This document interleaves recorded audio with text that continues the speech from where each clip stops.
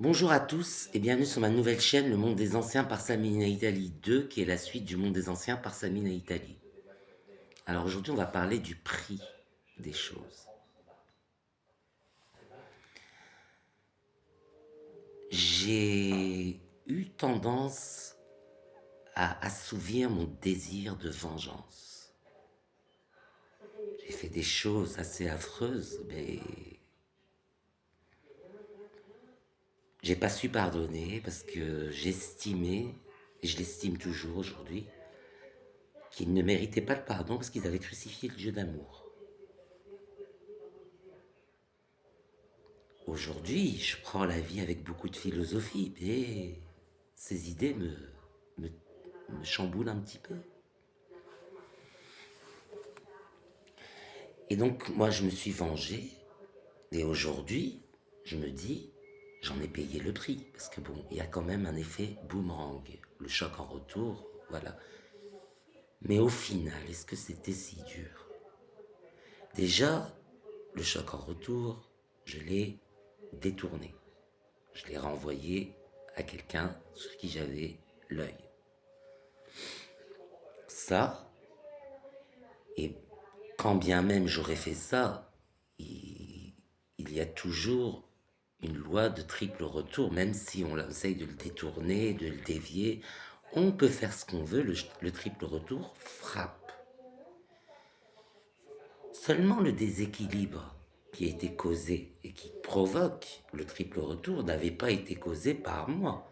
C'est pas moi qui suis venu agacer des personnes innocentes, les mains propres, qui suis venu les recouvrir de sang. Non, c'est pas comme ça que ça s'est passé. C'est moi qui avais construit ma vie, un édifice de roc, comme je l'ai dit dans une vidéo précédente, avec une famille, un mari, un appartement, un revenu, une aide à domicile aussi. J'avais tout le luxe, hein. On me disait, peut-être vide rentier sa vie. Mais j'étais bien. J'étais dans une vie, dans un cocon duquel je ne souhaitais plus bouger. Bien qu'il y avait quelques problèmes, ça restait des problèmes réglables. Mais quand on est venu, par exemple, occuper le temps libre de mon conjoint, moi, à la base, je passais tous mes week-ends avec lui, on se voyait des fois presque tous les jours, bien qu'on ne vivait pas ensemble, mais on se voyait régulièrement. C'était des périodes de paix, de paix. Mais mon conjoint avait le tournis parce que c'était un petit appartement dans lequel j'habitais et c'est là qu'on se voyait principalement. C'était assez petit, j'avoue. Il y avait de quoi être claustro parce que c'était un 25 mètres carrés, tout compris, salle de bain, cuisine, salon, chambre, tout compris. 25 mètres carrés et c'était pas un T2, c'était un type 1, donc c'était des renfoncements qui faisaient un côté salon, un côté chambre, enfin bref. Donc ça lui donnait le tournis. Et puis autre chose, le fait qu'on soit toujours à deux, je sais pas, il y avait besoin de rencontrer plus de monde, il y avait besoin de s'entourer, de passer des soirées normales et pas des soirées de couple. Parce que lui, dans sa tête, je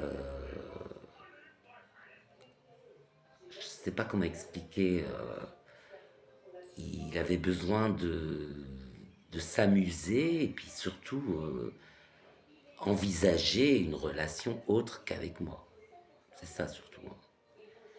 Et je lui laissais le libre choix de choisir la femme qu'il veut, parce que ça m'est égal, il peut prendre la femme qu'il veut, mais certainement pas d'homme.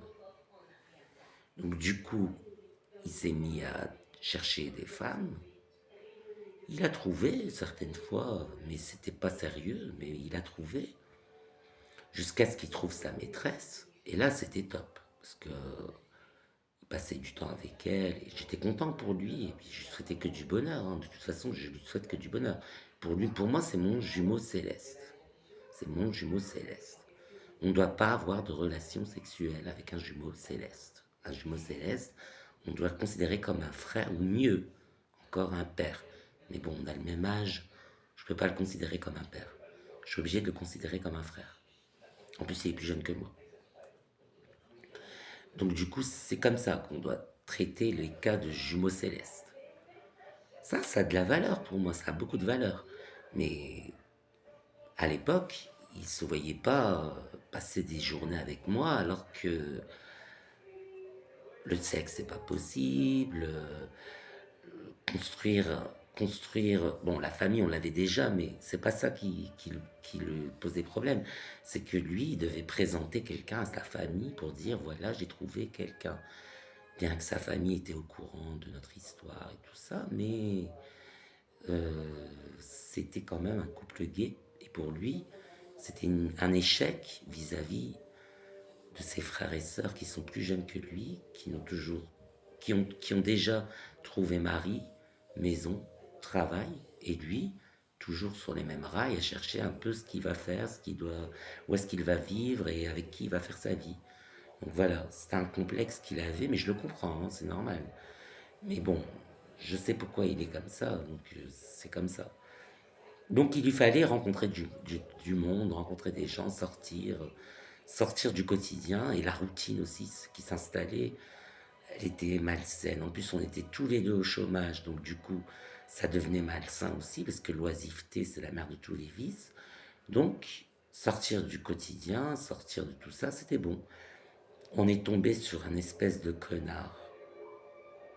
Parce que moi, j'avais des pistes pour rencontrer du monde et sortir. Je connaissais des gens. J'avais un peu coupé les ponts un certain temps, parce que c'était des fouilles-merdes, des fouteurs de merde, des grandes gueules. Bon. Moi, j'aime bien les gens qui sont forts en tête. J'aime pas les gens qui sont forts en gueule. Lui, il est fort en tête. Mais c'est le seul que j'aime. Mais voilà. Bon, alors j'ai reparlé à ces gens, et puis voilà, on s'est trouvé sur un fouteur de merde. Aujourd'hui, bah, heureusement que je me suis vengé, parce qu'il m'a fait perdre un être cher.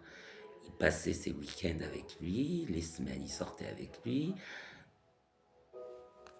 Ils étaient au chômage tous les deux à un moment, pas longtemps, mais à un moment, ils étaient au chômage tous les deux. Et voilà, ils étaient tout le temps à deux, ou avec un autre pote encore qui est pareil, un fouteur de merde. De la jalousie malsaine. Juste parce que j'avais eu le courage de parler de la vérité, de ce qui s'était réellement passé entre nous, et qu'il n'assumait pas.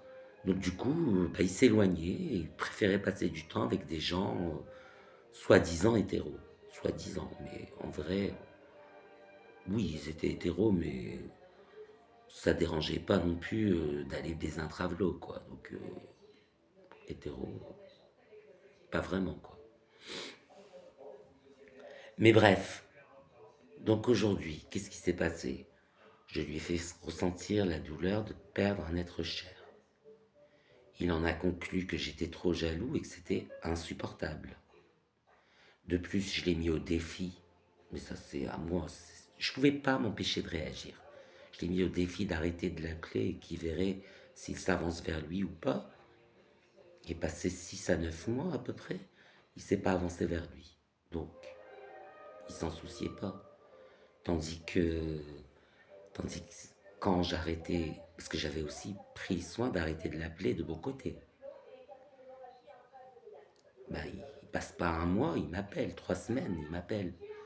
Donc, je savais que j'avais un petit avantage. En même temps, on était mariés, c'était une relation qui datait de 20 ans en arrière.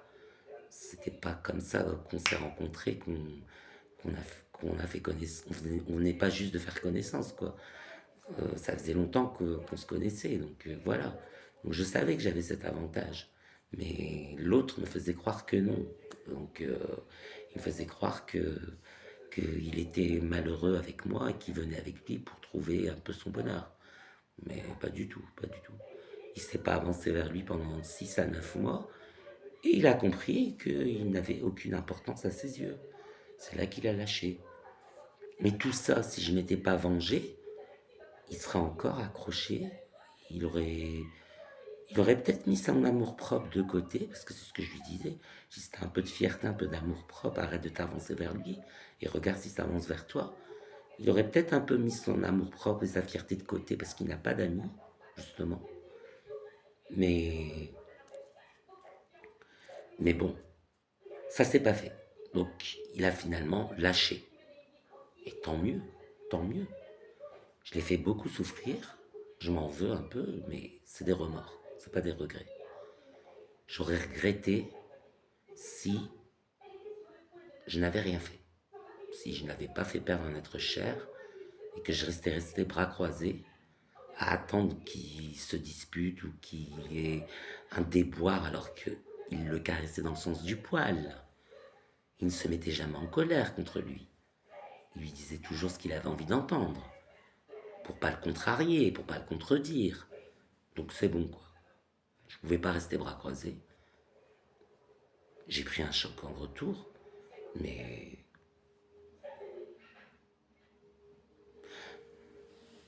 aujourd'hui j'ai trouvé un logement. Ça n'a pas duré longtemps, j'ai trouvé. Donc j'ai été chez quelqu'un pendant un certain temps, pendant à peu près, même pas toute la période, hein, de mai jusqu'à décembre. Mai, juin, juillet, août, septembre, octobre, novembre, décembre. 8 mois chez quelqu'un. Et encore, j'ai fait 2 mois à l'hôpital, un mois en cure, et c'est tout. Et une semaine dans un hébergement d'urgence, mais c'était pourri. Donc j'ai quitté.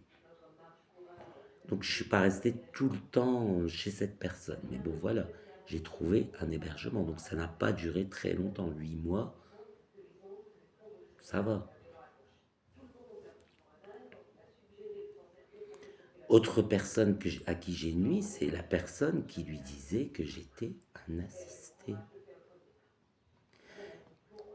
Il y a plusieurs personnes qui se permettaient de dire ça, mais c'était une principale qui lui disait ouais,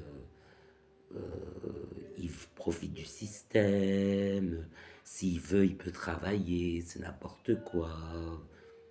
Je suis en situation de handicap psychique, donc j'ai des bouffées délirantes. Ça, dans l'environnement professionnel, ça pardonne pas. J'ai déjà fait l'expérience, et c'était même pas un métier ou un travail, c'était une simple formation. Et en plus, une simple formation, mais une formation avec des personnes qui travaillent dans le milieu socio-médical pour trouver un travail adapté à mon handicap. Et bien même là, ça n'a pas été. Les bouffées délirantes, les commentaires des supérieurs hiérarchiques, les commentaires des collègues, ça me travaille. Les gens qui veulent faire, qui oublient que à 18 h on n'est plus amis, on est camarades le temps de la formation. 18 h on n'est plus camarades. Mais qui cherchent à créer des affinités, ça aussi, ça me gonfle. Et les commentaires des supérieurs, les commentaires des collègues, ça me gonfle. Ça travaille, ça broie du noir toute la nuit, et je dors pas. Je dors pas, je suis fatigué, et j'ai les nerfs en plot, je broie du noir.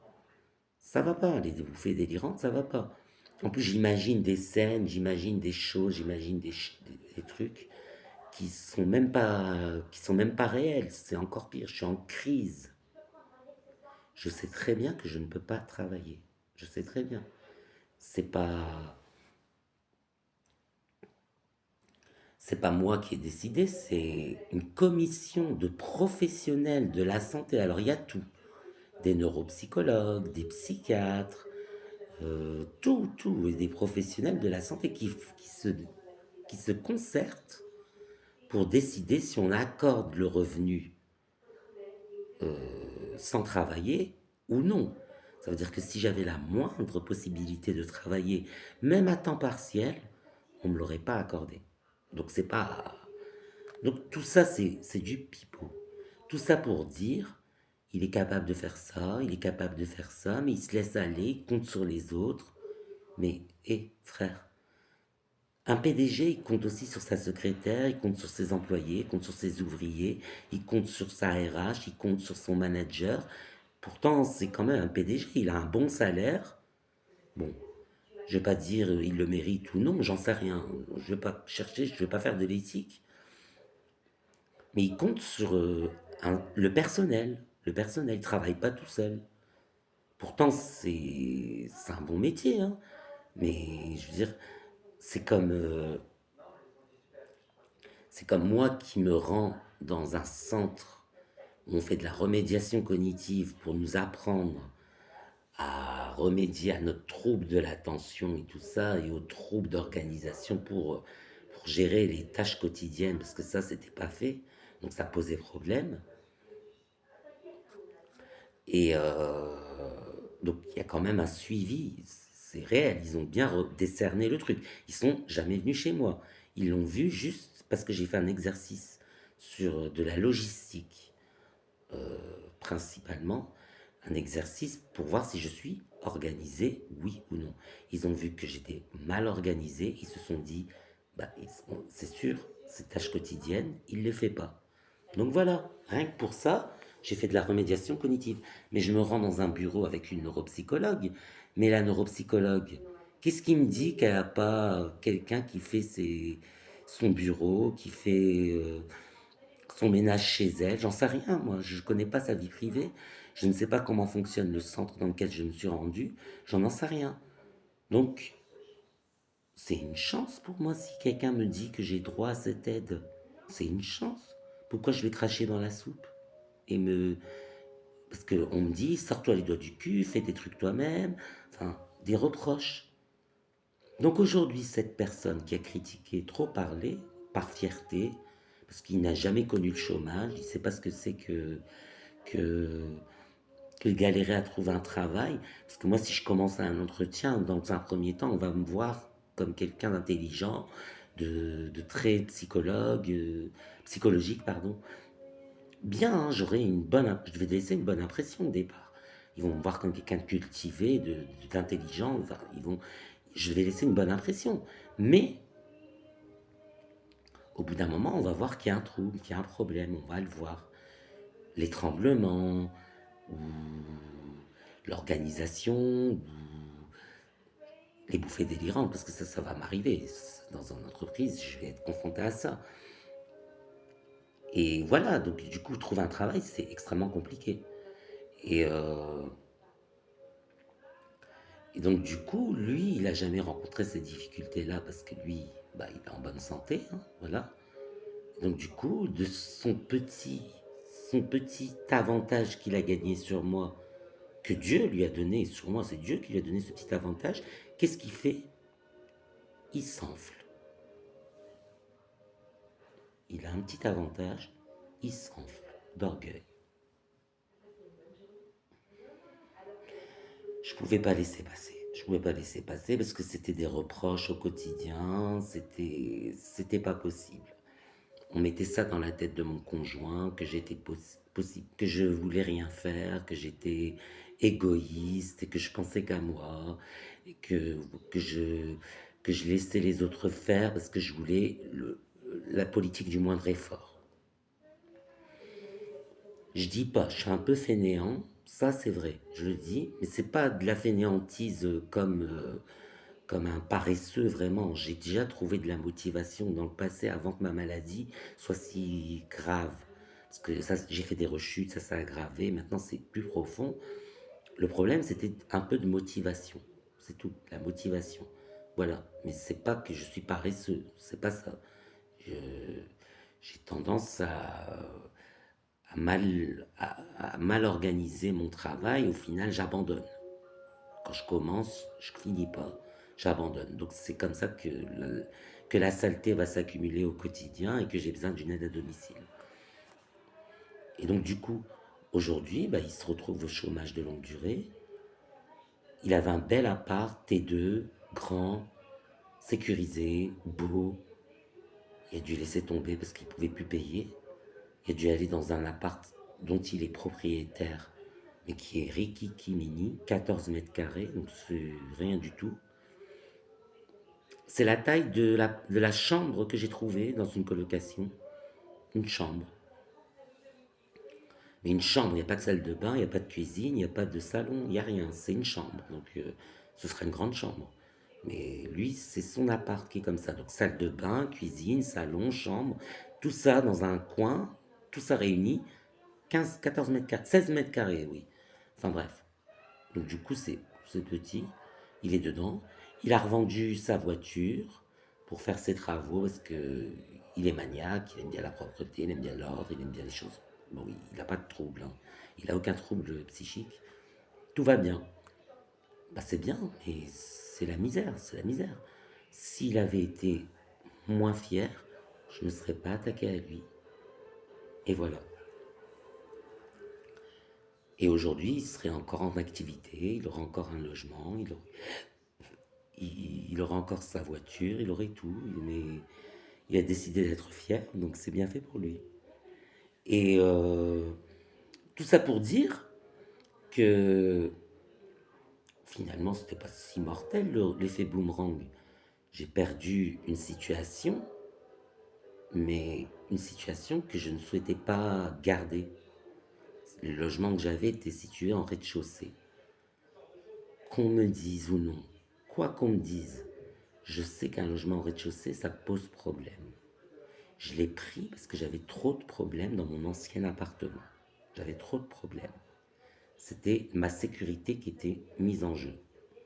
Je devais quitter de toute urgence. Je ne pouvais pas rester. Donc je suis parti. Et je l'ai pris dans l'urgence. C'était au rez-de-chaussée, mais je ne le souhaitais pas le prendre, hein, mais j'étais en quatrième position. Ça veut dire que les personnes qui étaient au premier rang étaient plus prioritaires que moi. Donc, ils sont passés avant. Et moi, je suis passé en dernier, mais ils ont refusé. Donc, moi, j'ai pu l'avoir. Sinon, je ne l'aurais pas eu. Et parti comme ça, il y avait de fortes chances que je me retrouve encore en quatrième position dans d'autres logements. Il y a des gens qui sont à la rue, il y a des gens qui sont il y a des gens qui sont à la rue, il y a des gens qui ont des enfants, il y a des gens qui sont, qui sont encore plus en situation de handicap que moi, 80%. Et voilà, donc je pouvais pas prétendre à un logement. Si en quatrième position je suis passé sur le premier logement, c'est que pour les autres logements, je serais passé, mais pas en priorité, encore une fois. Donc du coup, je l'ai pris, parce que j'avais pas le choix, et puis de toute façon, ça se profilait mal.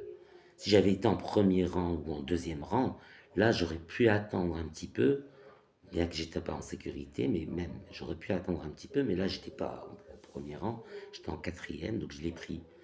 Mais voilà, un logement au rez-de-chaussée, c'est la merde. J'ouvre ma fenêtre en été, je vois les gens qui passent dans la rue. Pourtant, c'est une rue où il n'y a pas beaucoup de passages, mais je les vois. Et ils me regardent, et je les regarde. Parfois, il y a des gens qui s'arrêtent quand ils voient quelqu'un pour parler, je ne sais pas ce qu'ils veulent, rentrer, je suppose, ou c'est agaçant, c'est agaçant. Donc du coup, ça, plus les amis, les fréquentations, quand elles se présentent chez vous, il y a une sonnette avec un interphone et une vidéo, une visio sur l'interphone. Plutôt que de sonner, il frappe au carreau. Autre chose, quand vous voulez pas laisser rentrer quelqu'un chez vous, ben voilà, ça frappe, ça frappe, ça frappe, ça frappe. Ça a été très loin, on a été jusqu'à briser mes carreaux. Donc c'est un logement que je ne voulais pas garder. Donc c'est pas vraiment un choc en retour, en fait, c'est mes prières les plus intimes qui se sont réalisées. Je souhaitais le pourrir pour me retrouver dans une situation désobligeante et qu'on me trouve autre chose. Aujourd'hui, ça a marché, j'ai trouvé autre chose. Mais il a fallu passer par là. Et voilà, et tant mieux si ça se passe comme je l'avais prévu, parce que j'avais prévu que ça se passe mal. Parce que sinon, quand vous êtes logé, vous pouvez faire ce que vous voulez, même si le logement est trop petit, même s'il est éloigné de la famille, même s'il est éloigné des institutions administratives, même s'il est loin de votre travail, vous pouvez faire ce que vous voulez quand vous avez un logement. Ben, vous avez un logement, quoi. Donc même si vous voulez plus grand, une pièce en plus, ou vous rapprochez de votre travail, vous rapprochez de votre famille, vous rapprochez des institutions, que le logement est comme ça, mal situé, ou trop petit, ou bref, ben vous avez un logement, vous n'êtes pas prioritaire. Parce que moi j'habite en métropole lilloise. En métropole lilloise, c'est extrêmement bien desservi. Donc même si vous prenez un peu plus de temps pour aller au travail ou pour aller voir votre famille, c'est bien desservi. Donc il n'y a pas de raison qu'on vous déménage en priorité sur les autres. Alors la situation de handicap, ça n'aide pas parce qu'il y en a qui sont à la rue en situation de handicap avec des enfants. Donc c'est pire. Il y en a qui attendent depuis 10 ans aussi. Moi j'attendais depuis 3 ans, donc j'étais pas prioritaire. C'est pour ça que je suis passé en quatrième rang. Il y en a qui attendent depuis 10 ans un logement. Donc du coup, quoi qu'il en soit, au niveau de l'immobilier, de toute façon, c'est bouché partout. Aussi bien le privé que le social, même si le privé c'est un peu moins, il y a des risques il y a des risques d'arnaque ou de logements à mettre aux normes ou de choses comme ça. C'est pas top. Bon, là j'ai trouvé dans le social, je suis content, mais j'aurais pu galérer. Quoi qu'il en soit, ça pour dire le prix de toute chose, je préfère me venger. Même si ça s'est un peu retourné contre moi, je suis indifférent en fait, ce qui m'arrive. Je suis indifférent. Je sais que l'objectif que je fixe dans ma tête est noble. Je fixe de grands objectifs. Par des cérémonies rituelles, je fixe un objectif de quitter mon logement et de trouver un logement où je n'aurais plus ces problèmes. Donc du coup, quoi qu'il arrive, j'ai toujours foi à la cérémonie que j'ai faite et je sais que ça va aboutir, mais je ne sais pas dans quelles circonstances ça va se profiler. Donc les événements se succèdent, mais je sais l'objectif que je cherche à atteindre et je sais qu'il est bon, l'objectif que je cherche à atteindre. Et quand je l'atteins, comme là je l'ai atteint, je sais que c'est bien parce que c'est ce que je voulais. Et voilà. Donc même les vengeances, même les malédictions, c'était pour obtenir un objectif, mais l'objectif, je savais c'était quoi l'objectif. Donc je ne suis pas étonné et je me dis, j'ai des remords, mais j'ai pas de regrets. Et l'expression le dit, vaut mieux avoir des remords que des regrets. Bon, voilà, hein, vaut mieux avoir des remords que des regrets. Je suis désolé pour ceux qui ont beaucoup de regrets, mais moi c'est surtout des remords que j'ai et je vis mieux avec que si j'avais rien fait, si j'avais laissé les gens s'enfler, profiter de mon conjoint, ou même amener tous les gens qui viennent chez moi, chez lui, c'est bon quoi. Au bout d'un moment, il faut arrêter d'être fier, il faut accepter une situation, même si la convoitise, il faut l'avoir dans le bon sens. Vous pouvez être un peu, enfin, même l'envie, l'envie, la convoitise, il faut l'avoir dans le bon sens. Tous les sentiments humains, que ce soit l'orgueil, que ce soit la jalousie, ont un côté positif. L'orgueil, par exemple. Vous pouvez avoir de l'amour propre. C'est bien d'avoir de l'amour propre. On n'a pas à cracher sur votre dignité. Vous devez vous respecter vous-même.